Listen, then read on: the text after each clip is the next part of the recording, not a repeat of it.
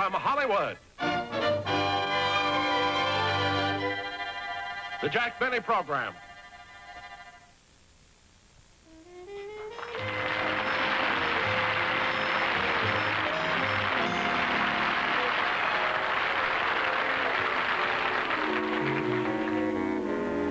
Okay, fellas, strike the set. We got an early call in the morning. Sounds like rehearsal's over.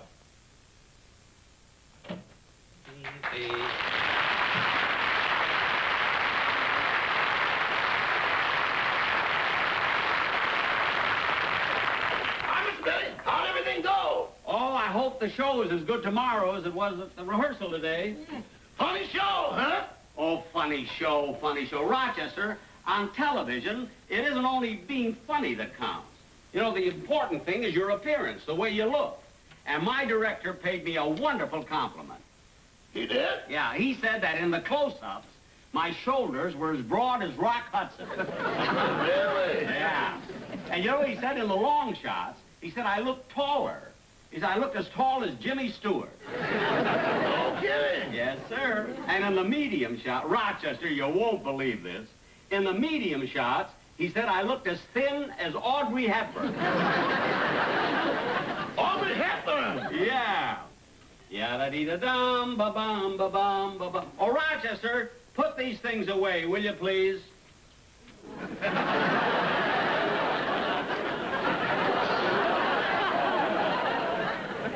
Rock Hudson!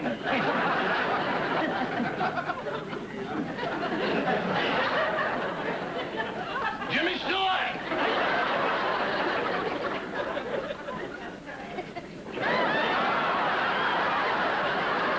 Hepburn!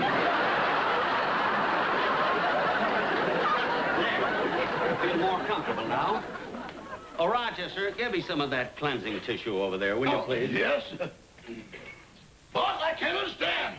Why did you go all the trouble of makeup, wardrobe, and everything just to do a rehearsal? Well, Rochester, ordinarily I don't do it, you know. But you know that fella that came over here, the reporter, to give me the interview, you know, Mr. Sanders? Oh, yeah, the one who do that article on you for the National Magazine. That's the guy. Well, he came to rehearsal, and I thought I'd try and look as, you know, as good as I could. And everything went fine, except for Dennis Day. Again, he didn't show up at rehearsal. Late again, huh? Yeah. I don't know about that kid. He absolutely... That must be him now. Dennis? No, it's Maggie from Wardrobe. Oh, come on in. Hello, Maggie. Here's your suit, Mr. Benny. Hope you like the way I pressed it. Oh, you always do a good job, you know. Thanks. Oh, but let me remind you something. What? You're not supposed to bring your personal things to the wardrobe to have them pressed at our studio, you know. What are you talking about, personal things? I wear this suit on the show. I'm talking about these drapes. Now,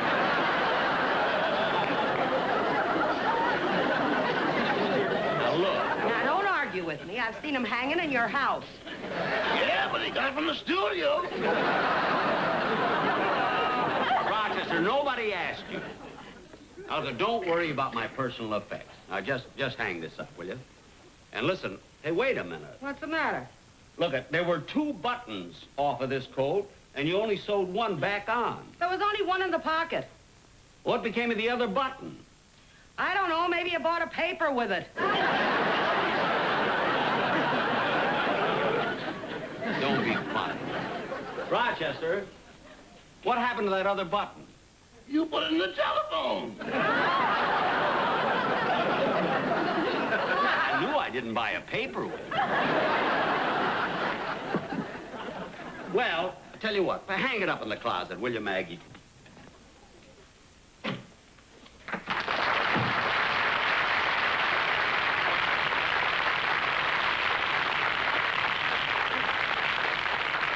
Hello, Mr. Betty.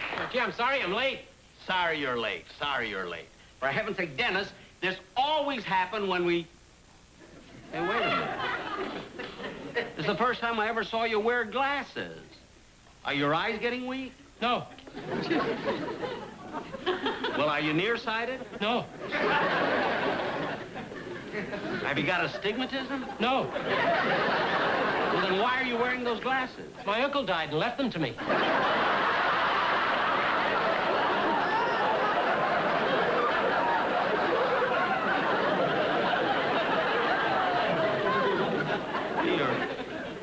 uncle died. Gee, that's a shame. Yeah, I can't see a darn thing with them. Well, of course you can't see with them. You gotta have a prescription. Now take them all. Okay. You know, Dennis, sometimes you do the silliest thing I've ever heard of. Just because somebody leaves you something in the will doesn't mean that you have to use it. I don't? No. Want to buy a set of teeth? No, I don't! And don't give me all those silly things about your uncle Your uncle didn't die. I saw him this morning. He was walking down the street. That was my aunt. He left her his clothes.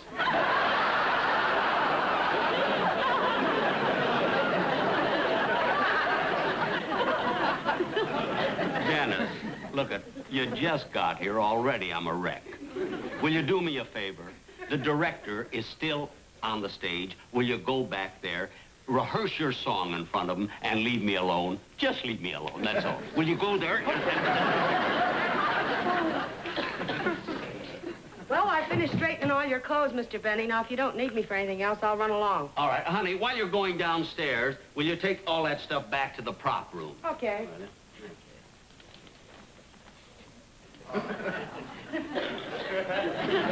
These I'll return to the prop department.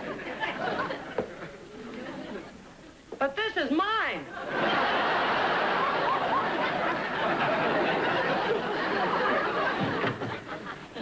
Oh, hello, Mr. Hello, Aggie.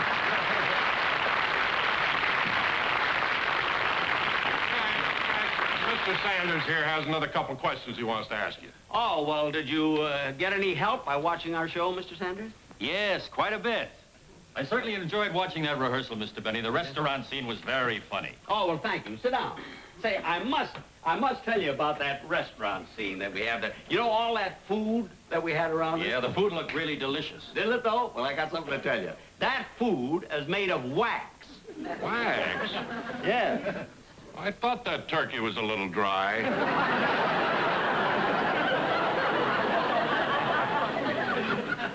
You know, we deliberately made it out of wax so he wouldn't eat it. Well, I couldn't find the director, Mr. Benny, so if you'll hear my song, I can go home. Dennis, I promise to listen to your song. If you promise, you'll go right home afterwards. Okay. Will you? You promise? Right. All right.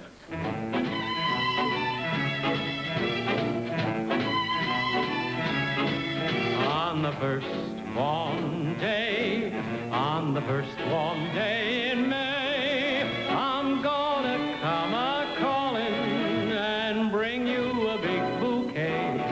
On the first warm night that the moon is shining bright, we won't feel much like talking, so I'll kiss you and hold you tight. Then we'll climb the hill, and there beneath the cherry tree where all is still, I'll say, marry me, oh, marry me the first warm day, on the first warm day in May, and we'll teach the birds and bees a thing or two. See how I love you. It's just about time for the trees to bud, the rains to come and the creek to flood, and just about time I confess to you the things I'm busting to do.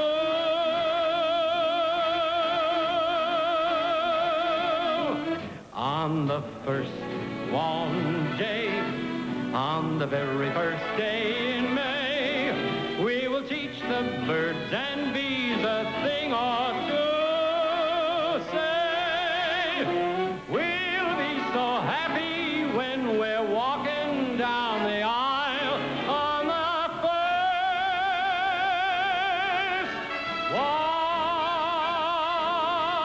warm day.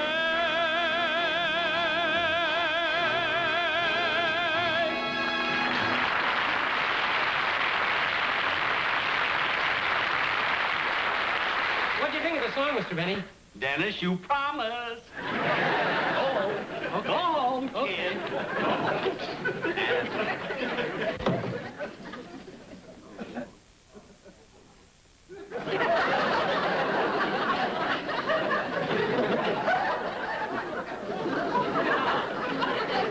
the candle. Once you acquire a taste for this stuff, it's great.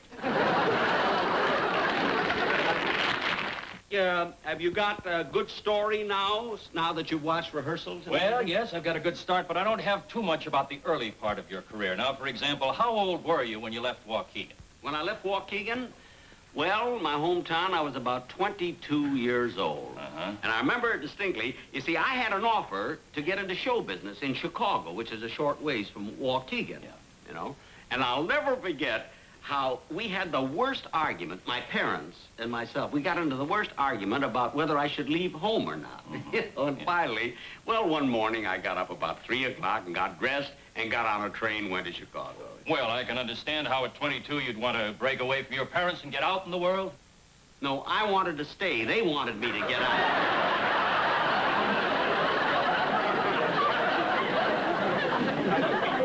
Well, anyway, things went on, you know, little thing after another. And finally, I found myself in show business.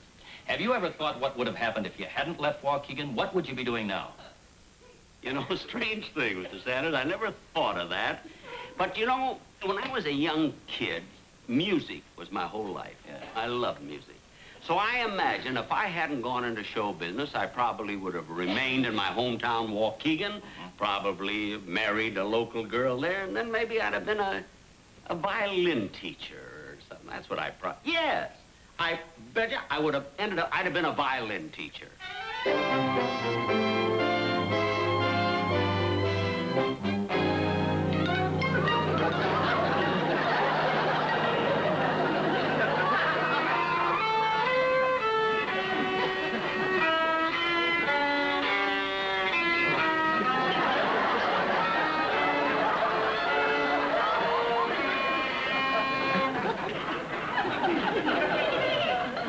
You know, you should be very proud of your boy, Mrs. Jameson. He has a lot of talent.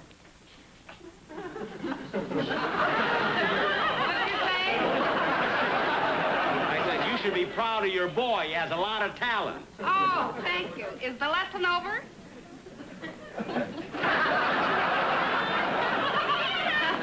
What did you say? I said, is the lesson over? Oh, yes. Except he has to come back next week, Wednesday.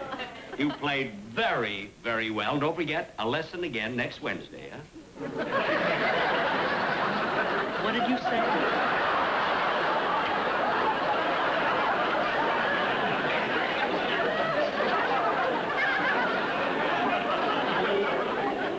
I said, don't forget.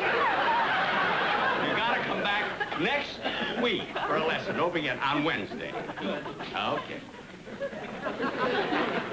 Well, I finished in the hall. Is it all right if I clean in here now? Yes, go right ahead.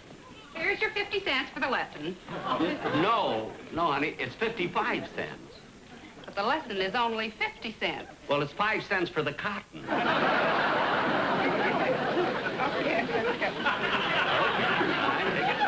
Thank you. Just a minute, son.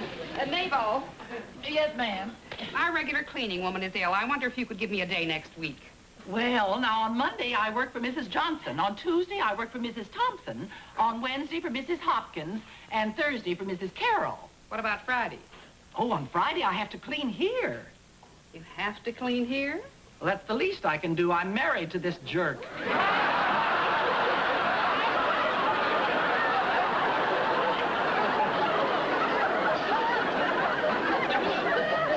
Well, if you change your mind, let me know.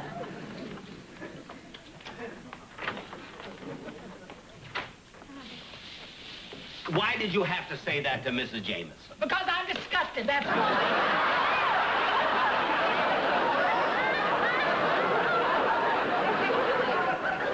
I'm sick and tired of living like this. Why, who in the world can get by on 50 cents an hour for violin lessons? But look at the extras I charge him for, like violin strings and music and rosin.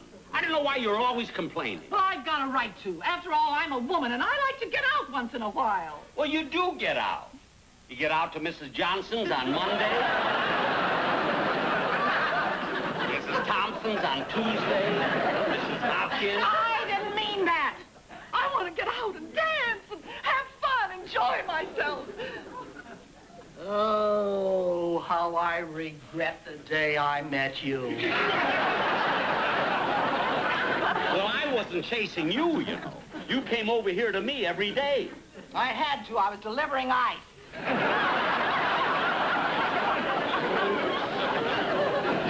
Gee, I'll never forget our wedding night when you put the ice tongs in my ears and carried me over the threshold. I should have carried you to the ice box and closed the door. One of my other pupils. Oh, Professor Benny? Yes. Yeah, we're from the Globe Furniture Company. Oh, I'm sorry. I've got all the furniture I need. Well, you're going to need a lot more when we leave. We're repossessing yours. Oh, I'm sorry. I'm sorry I was delayed with my payment. Just step aside. Charlie, you take that chair, and I'll take the totem pole. That's my wife!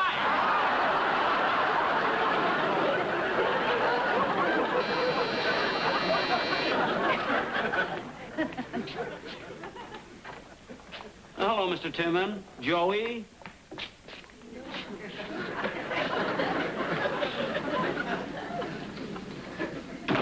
How come you're moving out the furniture?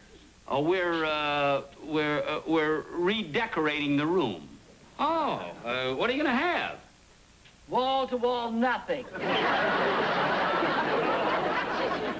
Don't be comical. Now, come on, Joey. I want to hear you play. Oh, just a minute, Mr. Benny. I'd like to ask you something first. What's that? According to your sign, it says lessons are 50 cents. Right. Well, what about the bill I got for last week? You charged him $2.45. I did? Yeah. Wait a minute. Let me look that up. 1 second. I got it right here. Let's see where it is here. Someplace here. Oh, here it is. Here it is right here. Look. 50 cents for lessons, 10 cents for music paper, 75 cents for an E string, and $1.10 for a haircut. A haircut? He tried to give me a shave, but I fought him off. Joey, come on, let me hear you play. If you don't mind, I'd like to stay and watch the lesson. Oh, well, here, wait a minute. No. I want to hear what's going on. All right, Joey, let me hear what you learned last time.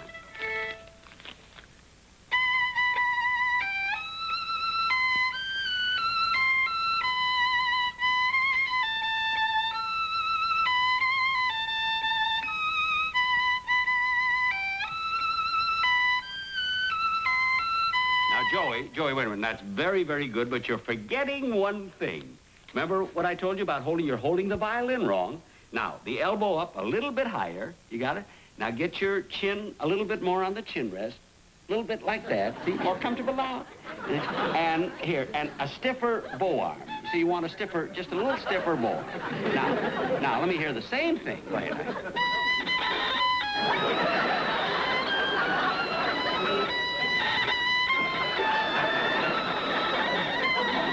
Now you've got it.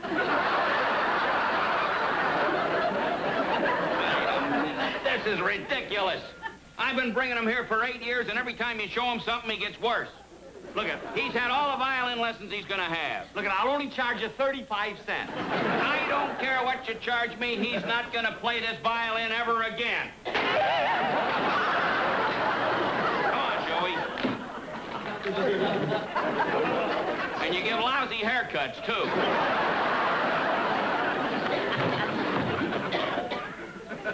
Mabel, get a box. We've got another jigsaw puzzle.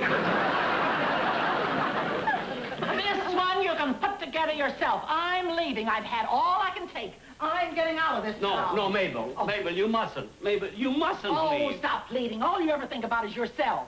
I don't think of just myself. I'm thinking of Mrs. Johnson and Mrs. Thompson. You worry about them. I'm getting out of here. I don't know. I don't know why all these things happen to me. Music has been my whole life. All I try to do is to make people happy. That's all. Just try to have them play like I do. I can't understand what's happening.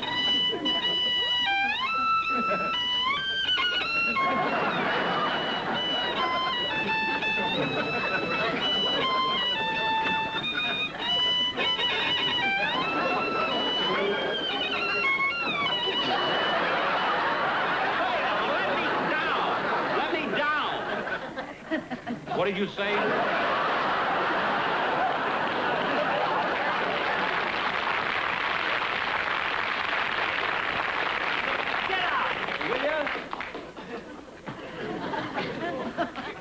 Oh, brother.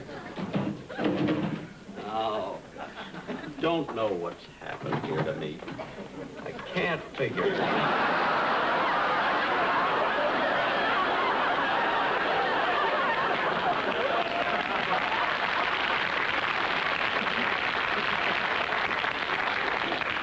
She thinks she's going back to her old job. Wait till she finds out that other people have refrigerators. Oh, I don't know. What a day I've had today. What a day.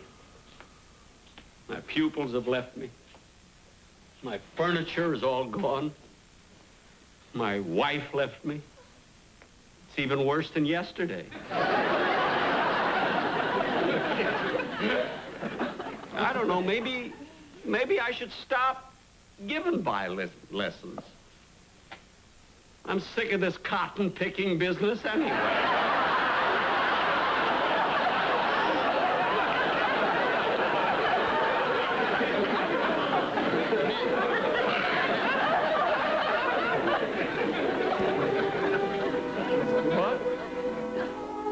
What can I do? I've got to make a living. I've got to make a living. What can I do?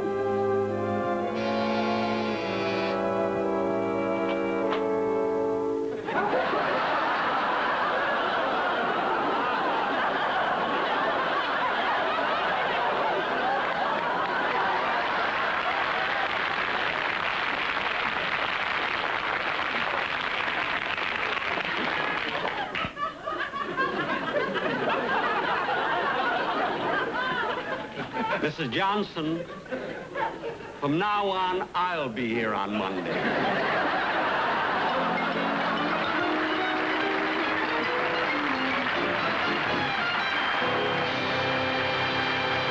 Jack will be back in just a moment, but first...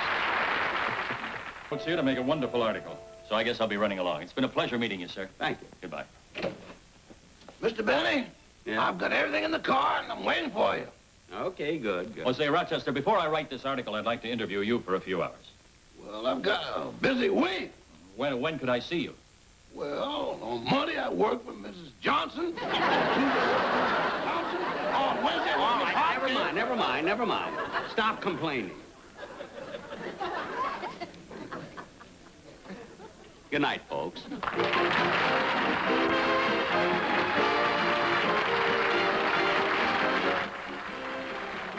Tomorrow night during Quincy, we're giving away a beautiful oak roll top desk. Get your TV20 bumper sticker and watch Quincy to win.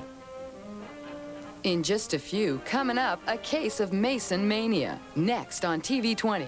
We've got it all this fall.